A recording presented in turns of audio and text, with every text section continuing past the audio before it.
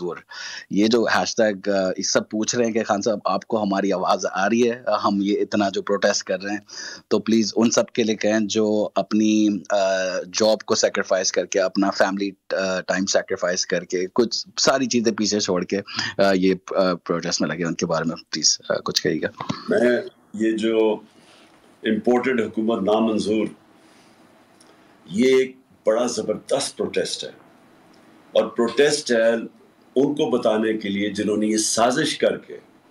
باہر سے بھی جو لوگ جنہوں نے سازش کی اور جو اندر بیٹھے ہوئے تھے ہمارے میر جعفر، انہوں نے جو سازش کی، ان کو یہ بتانے کے لیے کہ یہ قوم، وہ وقت چلا گیا کہ جب ایک دفعہ ذوالفقار علی بھٹو کو بیرونی سازش سے اس کو فارغ کیا گیا تھا، تو تب اس طرح کی جو میڈیا تھا وہ بڑی ایزلی کنٹرولبل تھا،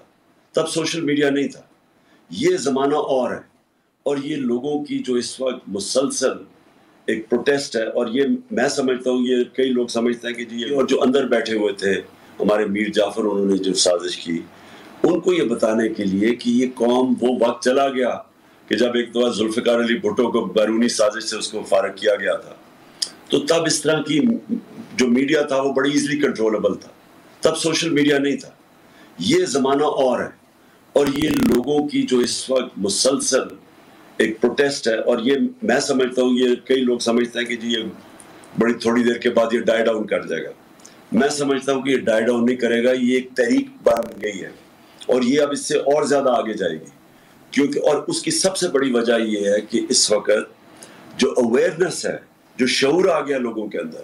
یوتھ کے اندر، وہ کبھی بھی اس کو ڈائی ڈاؤن نہیں ہونے دے گا جب تک الیکشنز پاکستان میں نہیں اناؤنس ہوتے. سر ایک کوشچن آ رہا ہے،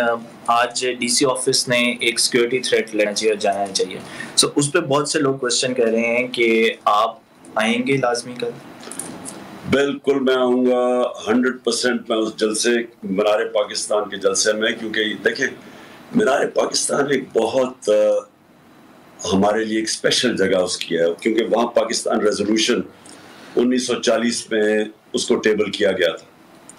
اور وہ ایک ہندوستان کے مسلمانوں نے فیصلہ کیا تھا کہ ہم آزاد رہنا چاہتے ہیں، اور آزادی کے لیے وہ جو آزادی، وہ پاکستان تھا سمبل آزادی کا، اور ادھر ہی جا کے ہم اپنی حقیقی آزادی کی کیمپین، تحریک لانچ کرنے لگے. جو مرضی ہو جائے، میں نے وہاں جانا ہے، اور انشاءاللہ